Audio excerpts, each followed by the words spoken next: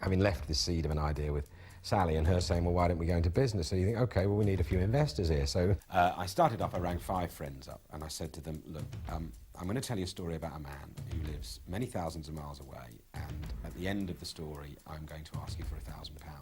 The story's going to take me probably 10 minutes. So you've now got 10 minutes, starting from now, to think of all the reasons not to give me £1,000. So what I wanted to think about is mortgage arrears. I wanted to think about I'm not going to be able to take the kids on a holiday this year.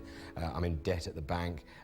There are bills coming out of my ears. I can't give you £1,000. I've got an idea. I've met this amazing guy. He's a wonderful fella. He's got a great business plan. His dream is to run this bus. Maybe we could make that become a reality. Basically, I rang people that I thought I know, I trust, I love, and I think they can just about afford to give me £1,000 each, which is no small sum.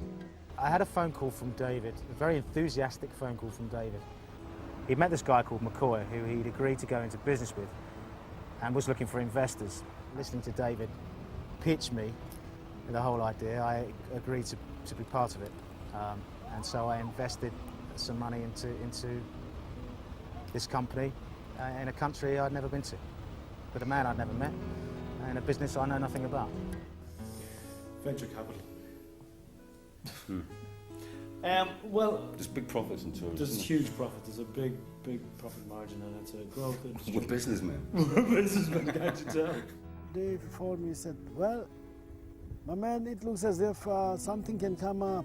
And then I was so happy and I was so relieved. And I said to myself, I wonder what is David coming up with? Yeah, well, I mean, it was just one of those things. Westy rang me up and said, by the end of this conversation, you write me a cheque. And he was right, I did. And they all came through. We managed to raise enough money for not just a 25% deposit, but a 40% deposit, and it had only taken about 3 weeks. So I was able to get back to McCoy pretty sharpish and tell him the good news. And then he phoned me and said, man, I've got the deposit for you, and I was so happy. Back in the UK, investors in Real McCoy tours, along with their friends and families, have gathered at Sally Hope's house to watch some video footage of the dream and the man they invested in. I mean, it just brought a lump to my throat watching that.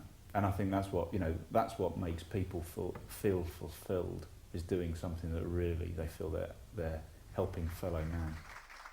Quite a few people came up to me afterwards and said, I didn't realise it meant that much. I didn't realise it was that much. I didn't realise it was that big. I didn't realise it changed a life that much. And you go, yeah, it did.